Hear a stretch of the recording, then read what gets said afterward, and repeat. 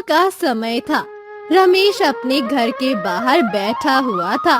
तभी वहाँ पर उसकी पत्नी शीतल आई और बोली, अजी, इस तरह घर के बाहर बैठने से कुछ नहीं होगा, क्योंकि इस तरह घर नहीं चलने वाला है। हाँ हाँ, मुझे पता है। तो मैं क्या करूं? पूरे गांव में काम ढूंढ कर देख लिया, पर कहीं काम मिल ही नहीं रहा है। अजी, तो कहीं और जाकर देखिए, दूसरे गांव चले जाइए, वहाँ पर आपको काम मिल जाएगा। पर कुछ तो आपको करना ही पड़ेगा, क्योंकि घर में एक अन्न का दाना नहीं है। ये सुनकर रमेश भी काफी ज्यादा परेशान हुआ और उसने कहा, तुम चिंता मत करो, मैं कहीं न कहीं से इंतजाम करके लाता हूँ। ये कहकर रमेश वहाँ से चला गया। अभी रमेश आ ही रहा था, तभी उसे गांव का चंदू मिला। उसने कहा, अरे रमेश भैया, कहाँ जा रहे हो? थोड़ा परेशान लग रहे हो। अरे क्या बताऊं, कहीं काम मिल ही नहीं रहा, इसीलिए परेशान हूँ। अरे काम करने की जरूरत ही क्या है? मुझे देखो, आराम से लेटकर खाता हूँ। तुम तो लेटकर खाओगे ही, क्योंकि तुम्हारे पास खेती है, जबकि मेरे पास ना ही खेती है और ना ही जीवन। ये सुनकर चंदू ने कुछ नहीं कहा और इसके बाद रमेश गांव में काम ढूंढने निकल गया, पर उसे कहीं काम नहीं मिला, जिस पर वो काफी ज्यादा परेशान हुआ। लगता है मुझे गांव में काम नहीं मिलने वाला। ऐसा करता हूँ, गांव के बाहर जाकर देखता हूँ। ये कहकर वो जंगल की तरफ आ गया। जंगल की तरफ आने के बाद उसने इधर उधर देखा तो वहाँ पर उसे कोई दिखाई नहीं दिया। बड़ी हैरान करने वाली बात है, इस जंगल में तो कोई जानवर दिखाई ही नहीं दे रहा। इसके बाद वो जंगल के और अंदर आ गया तो उसे एक साधु बैठा दिखाई दिया। साधु को देखकर रमेश काफी खुश हुआ और वो उसी साधु के पास आ गया और बोला, साधु महाराज, आपकी जय हो। साधु ने जब रमेश को देखा तो कहा, हा हा हा हा हा। अरे आओ आओ, कैसे आना हुआ जंगल में? साधु महाराज, काम की तलाश में निकला हूँ। कुछ समझ में नहीं आ रहा है कि क्या करूँ, क्योंकि मैं एक मजदूर हूँ और मुझे कहीं भी काम नहीं मिल रहा। साधु ने रमेश को ऊपर से नीचे अच्छी तरह देखा और कहा, लगता है तुम भाग्य के मारे हो, तुम बड़े ही दुखियारे हो। हाँ हाँ, आपने बिल्कुल ठीक समझा। क्या कोई ऐसा उपाय नहीं जिससे मैं अपने दुख को दूर कर सकूं? हाँ, मेरे पास एक ऐसा उपाय है जिससे तुम अपने भाग्य को बदल सकोगे, बल्कि तुम बहुत ज्यादा अमीर हो जाओगे। ये सुनकर रमेश काफी ज्यादा हैरान हुआ और उसने कहा, क्या आप सच कह रहे हैं साधु महाराज? हाँ हाँ, मैं बिल्कुल सच कह रहा हूँ। अगर तुम मेरी बात मानो तो तुम बहुत अमीर हो जाओगे। बस तुम्हें इसके लिए एक छोटा सा काम करना पड़ेगा।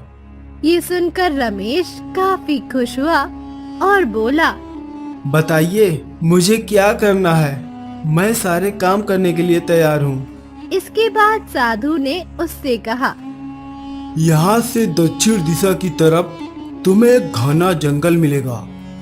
उस जंगल में एक पिचासनी अप्सरा रहती है। तुम उसके पास जाकर जादुई माला ले आओ।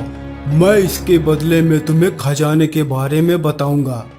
ये सुनकर रमेश पहले काफी ज्यादा परेशान हो गया, क्योंकि पिशाचिनी का नाम सुनकर वो पहले तो डर गया और बोला, यह आप क्या कह रहे हो?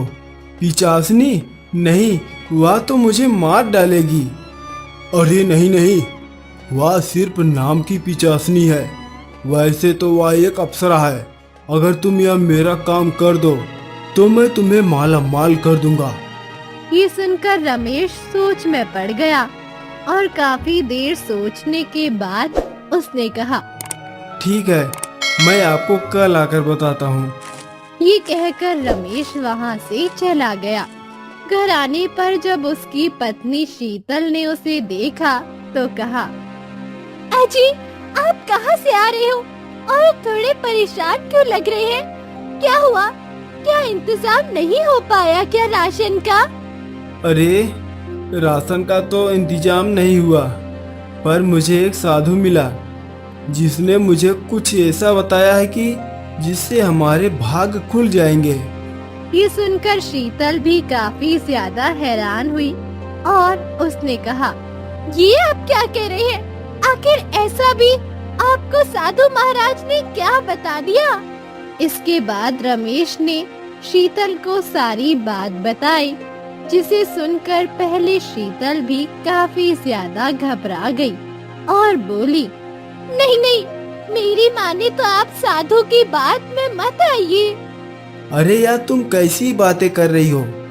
मुझे पता है, अगर उन्होंने हमें खजाने के बारे में बता दिया तो हम लोग माला माल हो जाएंगे। अजी माला माल तो तब होंगे जब जान बचेगी। आपको वो एक पिशाचिनी के पास भेज रहे हैं, पिशाचिनी के पास। अगर उस पिशाचिनी ने आपको मार दिया तो नहीं नहीं, मैं आपको जाने ही नहीं दूंगी। ये सुनकर रमेश काफी परेशान हो गया और उसने शीतल को समझाया, जिस पर शीतल ने कहा, ठीक है, अगर आप जाना चाहते हैं तो आप चले जाइए, पर कल सुबह आप जाइए, क्योंकि मैं तब तक कुछ इंतजाम कर दूंगी जिससे पिशाचिनी आपका कुछ नहीं कर पाएगी। ये सुनकर रमेश काफी खुश हुआ।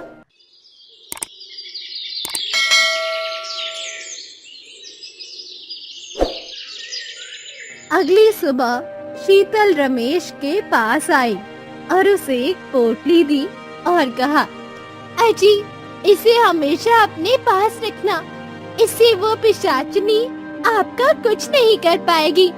ये सुनकर रमेश काफी खुश हुआ और बोला, अच्छा तो अब मैं चलता हूँ, तुम अपना ध्यान रखना।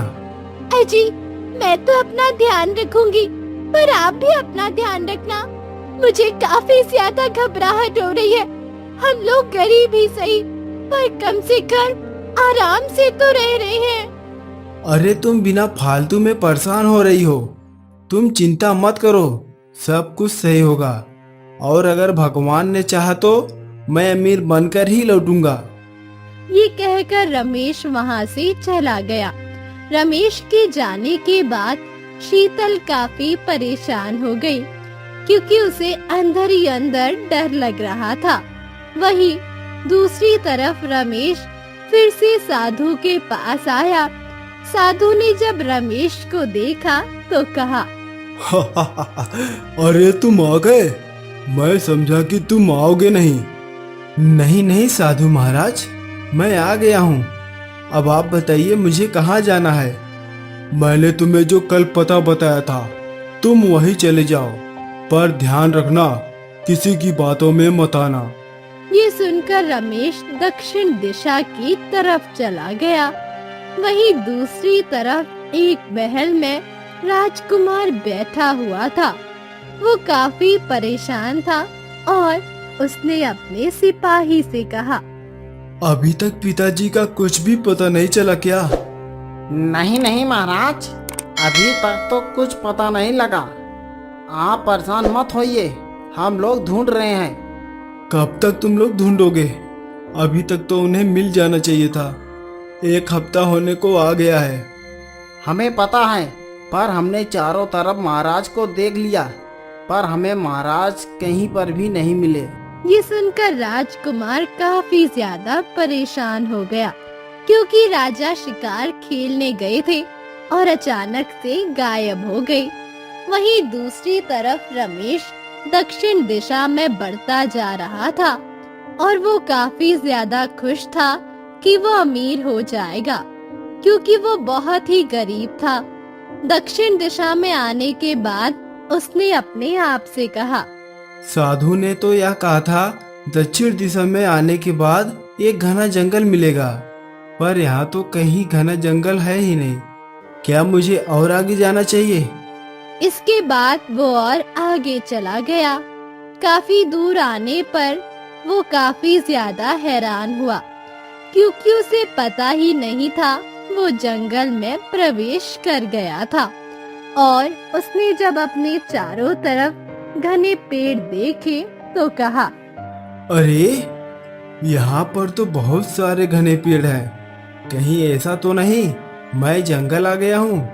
अब रमेश के अंदर डर पैदा हो गया, क्योंकि वो अनजाने में जंगल के अंदर जा चुका था।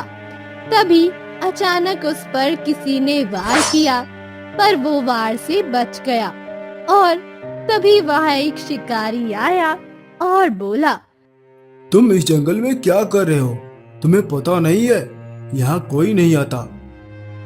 ये सुनकर रमेश थोड़ा हैरान हुआ और बोला, तो तुम इस जंगल में क्या कर रहे हो? मैं तो यहाँ शिकार करने आता हूँ, पर ज्यादा अंदर नहीं जाता, इसलिए मैंने तुम पर वार किया जिससे तुम रुक जाओ। अच्छा, तो तुमने मुझ पर इसीलिए वार किया था? मैं यहाँ पर पिचासनी को ढूंढने आया हूँ। ये सुनकर शिकारी काफी ज्यादा घबरा गया और बोला, अरे मूर्ख, क्या मरना है जो तुम उस पिचासनी का नाम ले रहा है? उसका कोई भी नाम नहीं लेता। पर क्यों नहीं लेता है? अरे जब कह दिया ना, उसका कोई नाम नहीं लेता। लगता है तुझे अपनी जान प्यारी नहीं, इसीलिए तू यहाँ पर आ गया है। ये कहकर शिकारी वहाँ से एकदम जाने लगा। उसे इस तरह घबराया हुआ देखकर रमेश ने उसे रोका और कहा, अरे तुम कहाँ जा रहे हो? मुझे बस उस पिचासनी अप्सरा तक पहुँचा दो, तुम्हारा बहुत भला होगा। अरे नहीं नहीं, मैं तुम्हें कहीं नहीं पहुँचा सकता। और वैसे तुम्हें यहाँ भेजा किसने है? मुझे यहाँ पर एक साधु ने भेजा है। साधु का नाम सुनकर शिकारी और ज्यादा परेशान हुआ और वो वहाँ से चला गया। उसके इस तरह जाने से रमेश भी थोड़ा परेशान हुआ और उसने अपने आप से कहा, ऐसा करता हूँ, आगे जाकर और देखता हूँ। इसके बाद वो और आगे आ गया। तभी उसे एक झोपड़ी दिखाई दी। झोपड़ी को देखकर वो काफी हैरान हुआ कि भला इस घने जंगल में ये झोपड़ी। उसने सोचा शायद यही वो पिशाचनी होगी। जैसे ही वो झोपड़ी के पास पहुंचा तो उस झोपड़ी से एक बूढ़ी औरत बाहर निकल कर आई और बोली, तुम इस घने जंगल में क्या कर रहे हो? क्या तुम्हें पता नहीं इस जंगल में कोई नहीं आता? पर इस जंगल में भला कोई आता क्यों नहीं? अभी मुझे एक शिकारी मिला, वह भी यही बात कह रहा था। वहीं दूसरी तरफ राजकुमार खुद अपने पिता को ढूंढने के लिए जंगल में आए। तभी उन्हें वही साधु मिला। साधु ने जब राजकुमार को देखा तो कहा, अरे आप यहाँ पर? क्या हुआ? आप थोड़े परेशान लग रहे हो। मैं यहाँ पर अपने पिताजी को ढूंढने आया हूँ। मेरे पिताजी कहीं मिल नहीं रहे। अच्छा, तो तुम अपने पिताजी को ढूंढते हुए आए हो?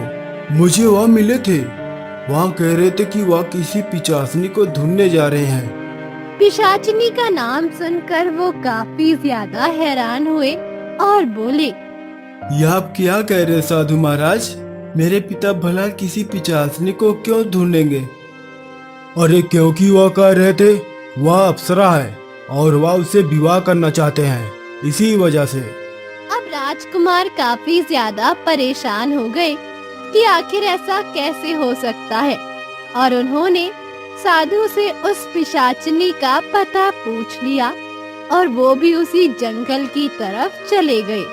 वही साधु मन ही मन काफी ज्यादा खुश हो रहा था। आखिरकार मैं जो चाह रहा हूँ वह हासिल करके ही रहूंगा, चाहे मुझे इसके लिए कुछ भी करना पड़े। वहीं दूसरी तरफ रमेश ने उस बूढ़ी औरत से कहा, अम्मा, मुझे यहाँ पर एक साधु ने भेजा है जिससे मैं उस पिचासनी तक पहुँच सकूं। पर तुम्हें पिशाचिनी से मिलकर करना क्या है? आखिर क्यों तुम इस पिशाचिनी से मिलना चाहते हो? क्योंकि उससे मिलकर मुझे जादुई माला चाहिए, इसीलिए। ये सुनकर बूढ़ी औरत ने कहा, तुम यहाँ से चले जाओ, इसी में तुम्हारी भलाई है, क्योंकि उस साधु ने तुम्हें बेवकूफ बनाया है। ये सुनकर रमेश काफी हैरान हुआ और बोला, ये आप क्या कह रही हैं? ऐसा कैसे हो सकता है? यही सच है, तुम मानो या मत मानो, यहाँ पर बहुत सारे लोग आ चुके हैं उस माला को लेने, पर कोई भी जीवित वापस नहीं जा सका। कुछ दिनों पहले यहाँ एक राजा भी आया था। ये सुनकर रमेश को कुछ समझ नहीं आ रहा था कि वो क्या करे, और उसने उस बूढ़ी औरत से कहा, चाहे कुछ भी हो, मुझे बस आप वहाँ का पता बता दीजिए, जहाँ पर वह पिशाचनी अप्सरा रहती है। मैं वहाँ पर जाना चाहता हूँ। रमेश के ज्यादा कहने पर बूढ़ी औरत ने कहा, अगर तुम जाना चाहते हो तो जाओ, मैं तुम्हें नहीं रोकूंगी, क्योंकि किसी ने भी मेरी बात नहीं मानी थी। जो कोई भी इस जंगल में आता है वो उसी माया में फंस जाता है, और मुझे पता है तुम भी मेरी बात नहीं मानोगे। आप मुझे बातों में मत उलझाइए, बस उसका पता बता दीजिए। इसके बाद बूढ़ी औरत ने रमेश को पिशाचनी अप्सरा का पता बता दिया, और वो जंगल में और अंदर चला गया। तभी उसे गुफा दिखाई दी। गुफा को देखकर उसने अपने आप से कहा, लगता है यही गुफा है जिसमें वह पिशाचनी रहती होगी। हे भगवान, मेरी रक्षा करना। इसके बाद वो धीरे धीरे कदमों से गुफा की तरफ बढ़ने लगा। दूसरी तरफ शीतल काफी ज्यादा परेशान थी। उसका मन काफी ज्यादा विचलित हो रहा था। हे भगवान, मेरे पति की रक्षा करना। पता नहीं क्यों वो साधु की बात में आ गए। मैंने मना किया, फिर भी वो मेरी बात नहीं मान रहे। बस उनकी रक्षा करना भगवान। ये कहकर शीतल काफी ज्यादा परेशान हो गई। उसे तो कुछ समझ ही नहीं आ रहा था। वहीं दूसरी तरफ रमेश धीरे धीरे गुफा के अंदर जाने लगा। तभी अचानक उसे एक सुरीली आवाज सुनाई दी। क्या तुम मुझे ढूंढ रहे हो? आवाज को सुनकर जैसे ही रमेश ने पीछे देखा तो वहाँ पर एक सुंदर सी औरत खड़ी थी। औरत को देखकर वो समझ गया यही वो पिशाचनी है, और उसने कहा, हाँ, तुमने ठीक कहा, मैं तुम्हें ही ढूंढ रहा था। ये सुनकर वो अप्सरा पिशाचनी मुस्कुराई और बोली, पर तुम मुझे क्यों ढूंढ रहे थे? मुझे यहाँ पर बहुत सारे लोग ढूंढने आते हैं। क्या तुम मुझे पसंद करते हो? नहीं नहीं, मैं यहाँ पर वह मोतियों की माला लेने आया हूँ जो जादुई है। ये सुनकर पिशाचिनी मुस्कुराई और उसने एक माला रमेश को दिखाते हुए कहा, क्या तुम इसी माला की बात कर रहे हो? माला को देखकर रमेश ने कहा, हाँ, मैं इसी माला की बात कर रहा हूँ। अच्छा, अगर तुम्हें ये माला चाहिए है तो तुम्हें मेरी बात माननी होगी, तभी मैं ये माला तुम्हें दूंगी। ये सुनकर रमेश थोड़ा परेशान हुआ। वहीं दूसरी तरफ राजकुमार ने सिपाही से कहा, तुम वापस से महल चले आओ, मैं यहाँ से अकेला अपने पिताजी को ढूंढने जाऊंगा। या आप क्या कह रहे हैं राजकुमार? अगर आपको कुछ हो गया तो मैं आपके साथ चलूंगा। नहीं नहीं, तुम महल में जाओ और एक सेना को तैयार करो। अगर मैं कल तक लौट कर नहीं आऊँ तो सेना लेकर आ जाना। ये सुनकर सिपाही वहाँ से चला गया और राजकुमार ने अपने आप से कहा, मैं अपने पिता को लेकर ही लौटूंगा, चाहे मुझे उस पिशाचनी को मारना ही क्यों ना पड़े। ये कहकर राजकुमार उसी जंगल के अंदर चला गया। जंगल के अंदर आने पर वो भी काफी परेशान था, क्योंकि वो बड़ा ही घना था। यह जंगल तो बड़ा ही घना लग रहा है। आखिर पिताजी को यहाँ आने की जरूरत ही क्या थी। हे भगवान, मेरे पिताजी की रक्षा करना। राजकुमार धीरे धीरे जंगल में आगे बढ़ रहा था। वहीं दूसरी तरफ रमेश ने पिशाचिनी से कहा, बताओ मुझे क्या करना है, किस प्रकार मुझे यह माला दोगी। बस अपना दिल निकाल कर मेरे हाथ में रख दो और ये माला ले जाओ। ये सुनकर रमेश पूरी तरह डर गया और उसने कहा, या तुम क्या कह रही हो। अगर मैं अपना दिल तुम्हें दे दिया तो भला मैं माला कैसे ले पाऊंगा। फिर तो मैं मर ही जाऊंगा ना। अरे इतनी आसानी से भला ये माला मैं तुम्हें कैसे दे दूं? अगर माला चाहिए तो अपना दिल दे दो मुझे। ये कहकर वो एक भयानक रूप ले लेती है, जिसे देखकर रमेश बुरी तरह घबरा गया। अरे ये क्या हो गया, अब मैं क्या करूं। हे भगवान, मेरी रक्षा करो, वरना यह मुझे मार डालेगी। रमेश काफी ज्यादा घबरा गया। उसे कुछ समझ नहीं आ रहा था कि वो क्या करे। वही पिशाचिनी धीरे धीरे रमेश की तरफ बढ़ने लगी और बोली, तूने क्या समझा? इतनी आसानी से तू ये माला ले जाएगा? यहाँ पर तेरे जैसे बहुत सारे लोग आए हैं और सभी को मैंने मौत की नींद सुला दिया है। ये सुनकर रमेश और भी ज्यादा घबरा गया और बोला, नहीं नहीं, मुझे जाने दो, अब मुझे कुछ नहीं चाहिए है। नहीं नहीं, अब तू कहीं नहीं जा सकता। जो एक बार मेरी गुफा के पास आ जाता है वो वापस लौटकर नहीं जा पाता। ये कहकर पिशाचिनी ने अपने नाखून बड़े कर लिए और जैसे ही उसने रमेश पर वार करना चाहा, वैसे ही रमेश को शीतल की पोटली याद आ गई और उसने एकदम पोटली में से भभूति निकाली और पिशाचिनी के ऊपर डाल दी, जिससे पिशाचिनी बुरी तरह चिल्लाने लगी। ये तूने क्या डाला है मेरे ऊपर? मैं तुझे छोड़ूंगी नहीं, मार डालूंगी। ये कहकर वो रमेश के पीछे भागने लगी। वही रमेश भागता हुआ जंगल से बाहर आने लगा और अचानक किसी से टकराया तो वहाँ पर वही राजकुमार था। राजकुमार ने रमेश को देखा तो कहा, क्या हुआ, तुम इतने परेशान क्यों लग रहे हो।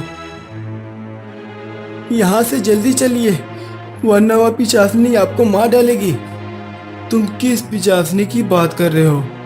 तभी वहाँ पर वही पिशाचनी आई और उसने कहा, अच्छा, तो एक और शिकार आ रहा है यहाँ पर। ये तो बड़ी अच्छी बात है। आज का दिन मेरे लिए बहुत ही खास है। जब राजकुमार ने उस पिशाचिनी को देखा तो वो समझ गया कि उसके पिता इसी पिशाचिनी के लिए आए थे और उसने कहा, मेरे पिताजी कहाँ है, बताओ। वह यहीं पर आए थे तुम्हें ढूंढते हुए। ये सुनकर पिशाचिनी जोर जोर से हंसने लगी। उसे इस तरह हंसता हुआ देखकर राजकुमार काफी ज्यादा हैरान हुए और बोले, तुम इस तरह से हंस क्यों रही हो। क्योंकि तुम जिस राजा की बात कर रहे हो उसे तो मैंने मार डाला। वो भी यहाँ पर माला लेने आया था।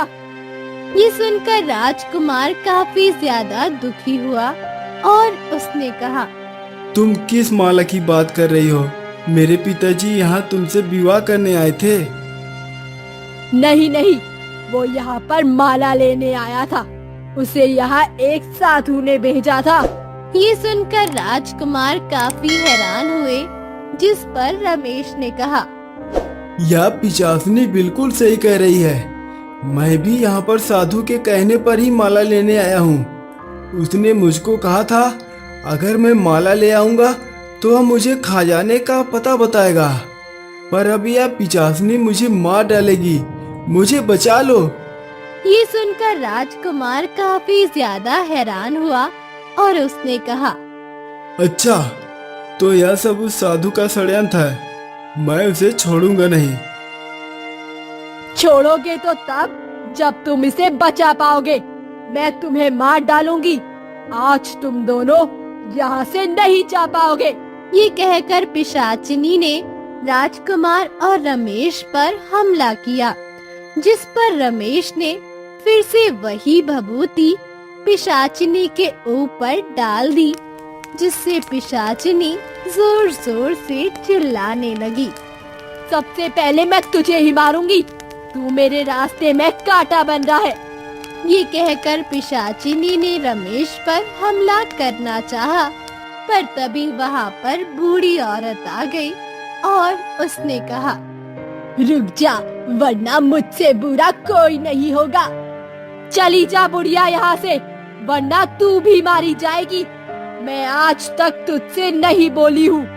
हाँ, मुझे पता है, पर मैं इस तरह निर्दोषों को नहीं मरने दूंगी। वैसे भी ये सब तो साधु का किया हुआ है। अगर तुझे मारना ही है तो साधु को मार। ये सुनकर पिशाचिनी सोच में पड़ गई और उसने कहा, पर उसे मारने से मुझे क्या मिलेगा? इस पर बुढ़िया ने कहा, तुझे मुक्ति मिल जाएगी। तू यहाँ पर पिशाचिनी बनकर फंसी हुई है। अगर तू साधु को मार देगी तो तुझे मुक्ति मिल जाएगी, समझी तू? ये सुनकर पिशाचिनी काफी हैरान हुई। इस पर पिशाचिनी ने कहा, पर मैं तेरी बातों पर कैसे विश्वास करूं? तू खुद ही सोच ले, वो माला क्यों लेना चाहता है?